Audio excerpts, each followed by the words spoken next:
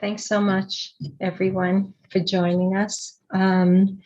So I'm an advanced spiritual life coach, and I also, or I think of myself more, I guess, these days as a spiritual life coach. And I can be reached, I guess I thought I would say it at the end, but I have my website is lifecoachingbyRandi.com. And I offer complimentary consultations, and I facilitate a Course in Miracles study group, a weekly Course in Miracles study group on Thursday evenings on Zoom. So, all righty. So here we go. I'd like to start with a quote from Ramana Maharshi, an Indian sage. And he says that so much misery is the result of imposed limitations that we put on ourselves. It's as if we erect a barrier to the door of our home and require ourselves to jump over it every day to get inside a place that's already ours. All unhappiness is due to forgetting that we put the obstruction there ourselves and can remove it at any time. Your happiness is always with you. Your bliss is always there. It cannot be anywhere else. Bliss and the self are one and always with you. One day, perhaps this moment, now, you realize that what you are searching for is what is searching. There is always nowhere to go.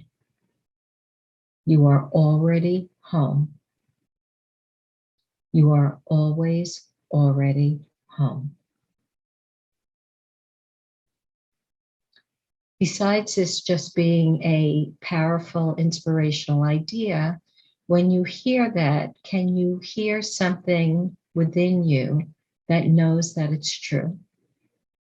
You know, it's interesting how much time we spend trying to go home, trying to find home, trying to come home to ourselves. So these are all metaphors, but it's a very different game or proposition if we're always already home, rather than it being the destination that we're trying to get to. The problem is we just don't notice. We are always home. But boy, do we think we're so far away from that most of the time. But occasionally, if we get it right, that perfect day when we get up and our meditation goes really well, and our conversations are great, and our circumstances are great, the stars align, and we just relax into it. But it's an interesting notion that the only thing between us and the experience of being home is looking within. It's going back before the thought, before the creation of everything that makes it look like there's something to do to get to where we already are. And there's something we need to be who we already are. And then we can come home. But when we look to the formless, the not yet created, the nothing that everything comes from, we find that it's filled with knowledge and love and beauty.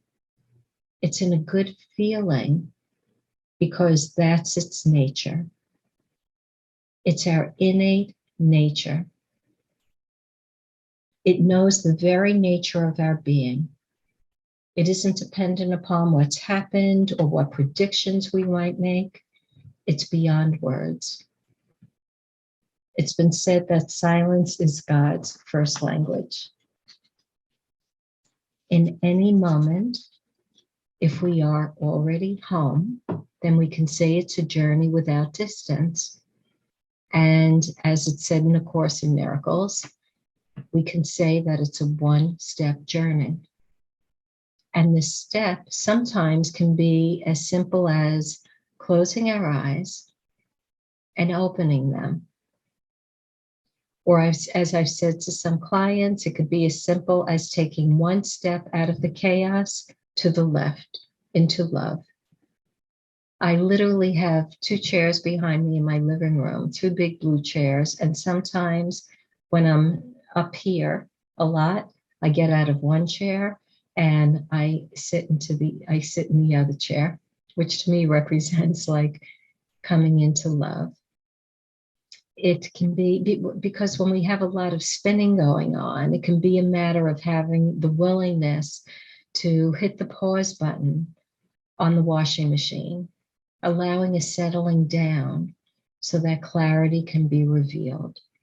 If we shake a snow globe, it can be hard to see what's inside. As it settles down, we could see more. And just knowing that can make the experience of the chaos very different. And coming back into the present moment, as Louise Hay said, our point of power is in the present moment. It's here we find all manner of the help and the inspiration that we're looking for. I'd like to read a passage from a book called Insights, Messages of Hope, Peace, and Love by Jane Tucker. So what Jane says here is, it's called Presence. She says, we may think that who we are is determined by our past, but truly the past has nothing to do with our life at this very moment. Right now is fresh. Right now is an opportunity to find everything we've been looking for. If we seek love, it is here within us now. If we seek comfort, it is here within us now. If we seek wisdom to guide us through life, it is also found within. Any thought of the past, any justification for failure or fear or sadness takes us away from our precious inner gift, from the consciousness within that holds the answer to any problem we will ever face. Nothing that has happened to us, no one who has harmed us, nothing we have done can change the fact that right now we are in spiritual presence. We can never be apart from this presence. It is our essence and our breath. We are not separate from anything around us. All life is part of divine creation, and so are we. We don't need to do anything to gain this unity. It is already ours. If we only notice when thoughts of separation arise, they are soon seen for what they are, nothing but illusion. Any thought will fall away unless we hold on to it. Any thought will fall away unless we hold on to it. Truth is within everyone, and it unfolds to each of us as we're ready.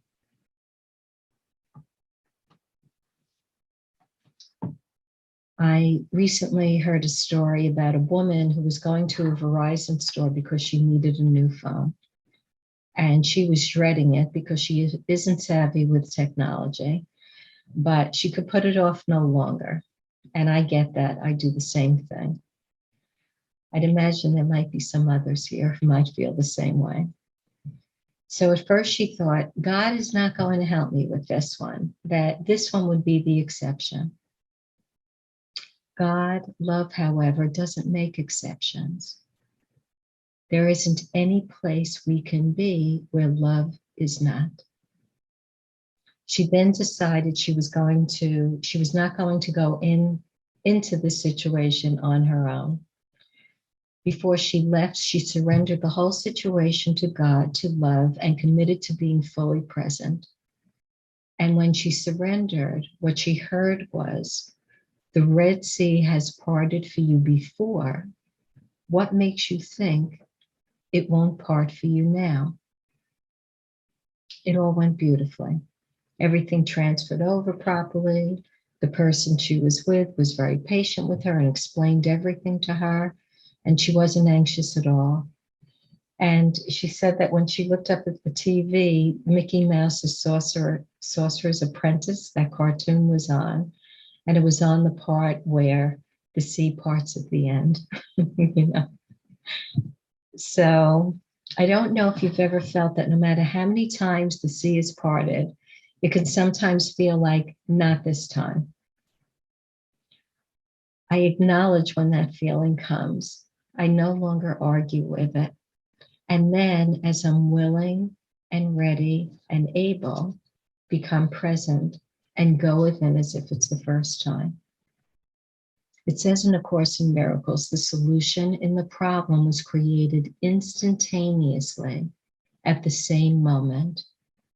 That miracles stand in shining silence next to every dream of pain and suffering and sin and guilt.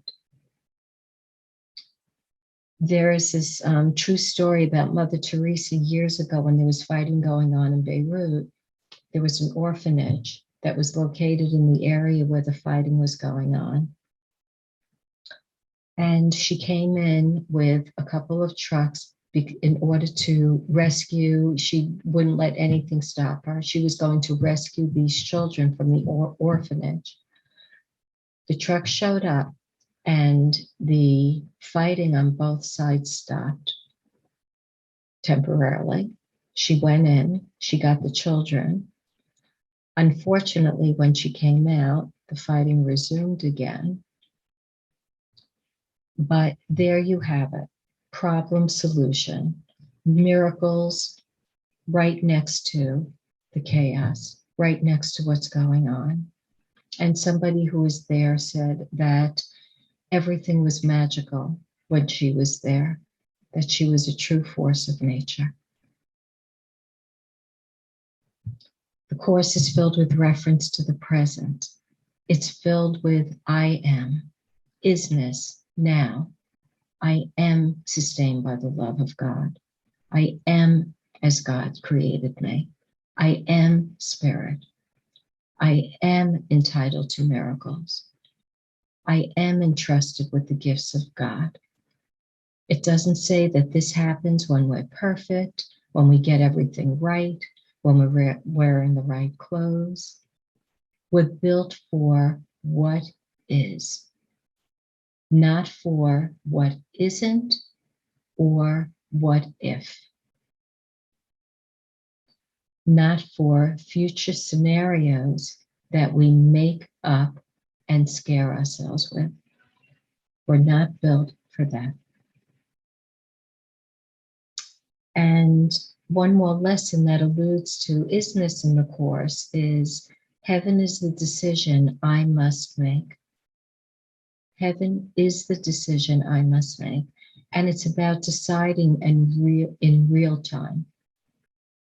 And as we know, heaven isn't a place in the sky that we earn a ticket by being good while we're here in the world of form. It's a state of consciousness that's available through our choosing to recognize it in any given moment, anywhere. I had two of my grandchildren staying with me recently for a weekend. And on the Saturday, I was in the caretaking, cleaning, cooking kind of mode. On Sunday morning, this principle, heaven is the decision I must make, came to mind. And I decided to spend some time alone with my 1-year-old grandson before his sister woke up. And I just held him and rocked him in the chair, and he never took his eyes off of me. We were locked into that beautiful gaze of love and purity and connection. And then once I put him in for his nap, I decided to be fully present with my granddaughter, who's 5. And we were in my office, and she noticed that I have this small glass plaque with 2 roses in it. And there's some writing on it that my sister, who has passed away 15 years ago, had given me. And Ember Claire asked me about my sister. And I told her that she had passed away. And she said, "You know, Mimi, that means she died." And she asked me to read what was on the plaque. She loved the roses, and she loved what she heard. And then she looked up at a picture that I have hanging on the wall. And it's a snowy scene from like the horse and buggy days. And she spotted a woman with a white hat. And she said to me, "Mimi, that's your sister." And then she said the rest of it looked like Mary Poppins. She went on to make up what felt to me like the most beautiful story I have ever heard about the 2 roses. So what I experienced with both of them was priceless. And I was so happy that I slowed down and chose heaven instead of busy. It was as if a whole new world sprang up in those moments. And it says in that same lesson that the truth cannot be learned, but only recognized. In recognition, its acceptance lies, and as it is accepted, it is known. We're here to perceive and bear witness to heaven, to anchor love in a world that is constantly tempting us to buy into pictures of fear. It's a call to hold the hand of love as we navigate through this world. Heaven is the decision I must make. I make it now, and I will not change my mind because it is the only thing I want, as is quoted in the Course. And this is so that the love that is in everyone's heart can rise up and be woven into this world and in everybody's experience.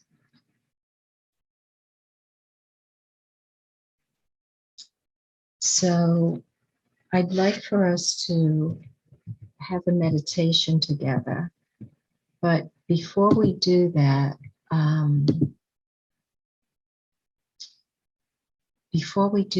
I thought if anybody has, we have, a couple of minutes here. If anybody has any questions they'd like to ask, we can do that now. Well, Randy, just so you know, we only have about 12 minutes, so I don't know how long the meditation is. So if you want to get the Okay, meditation in, let's do that first. okay, you got it. Okay, so if we can please close our eyes.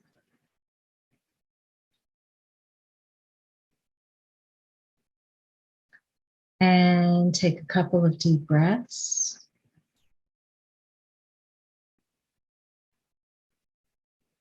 Let go of our experiences so far from the day. Allow everything to settle down.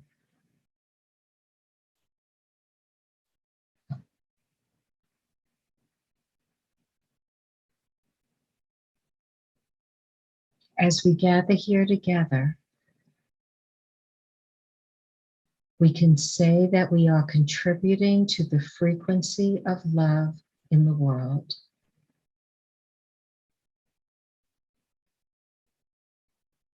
We are contributing to the evolution of consciousness from fear to love.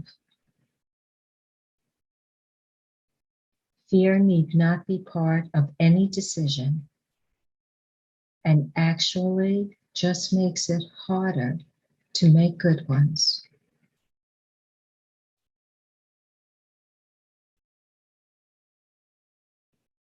Rumi's quote, one of the many, beyond right and wrong, thinking there is a field. I will meet you there. It's a field without limitations, without fences, without barriers of any kind. It's a field of expansiveness, a field of love, the totality of possibility.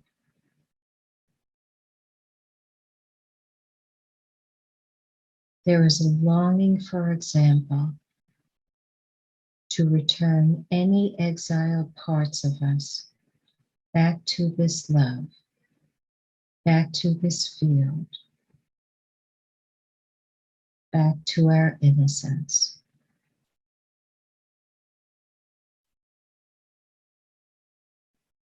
And to the greater ease that comes with seeing that innocence in others as we do in ourselves. There's a lesson in the Course. Into thy presence would I enter now. It is there we could find the place which we never left and come to see it for the first time. How blessed we are. How beautifully we are made. We are home. We never left. We cannot leave because our home is the never-changing heart of God, where the truth about us is kept safely, endlessly, happily, as ours forever.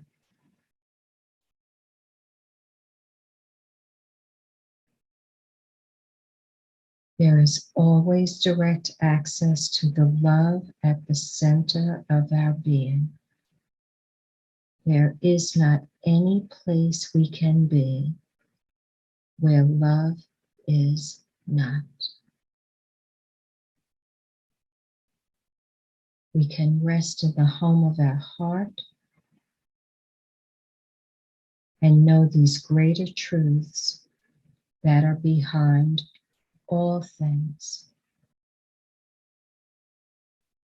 for ourselves, for our loved ones, and the world.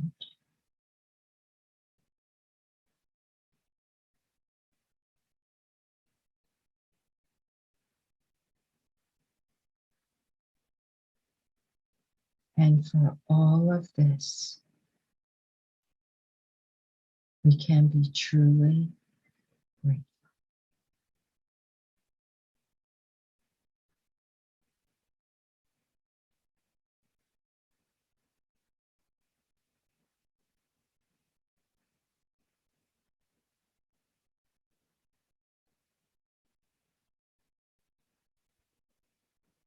And if you'd like to take a deep breath,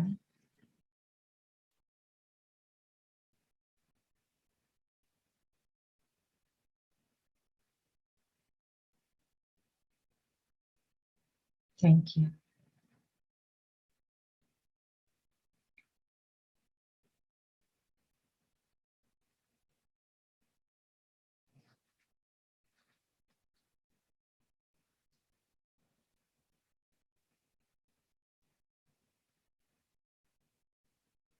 So thank you for that, Greg. Good call. So does anybody have any questions at all? Any comments? Anything you'd like to share?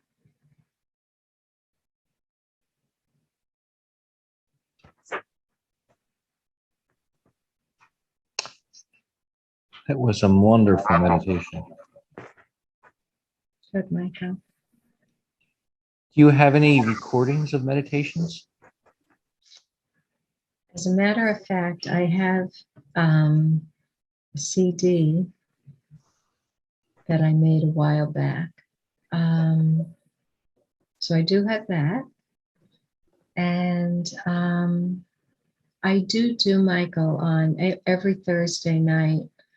I do on Zoom, I have a Course in Miracles study group. Oh, okay. And there's always a meditation at the beginning of that and at the end of that. Okay. So that's in real time.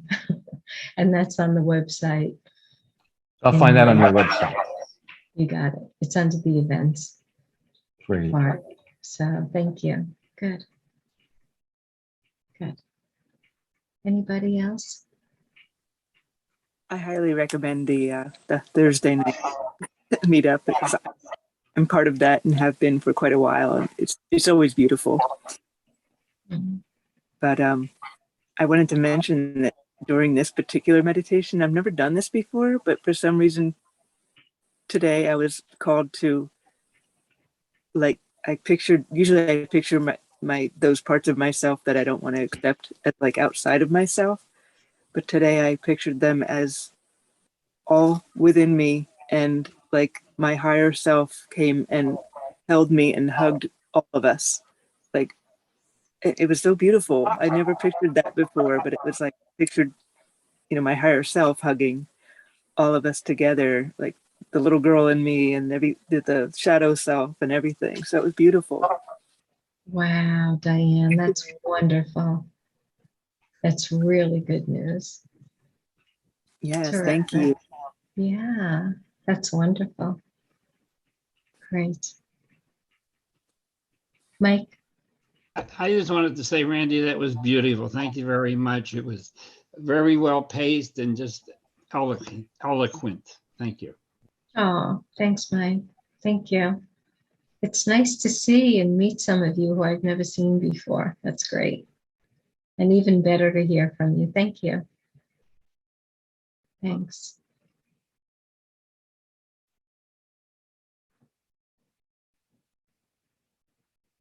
Anything else? We have about 2 minutes. Any other question? Anything?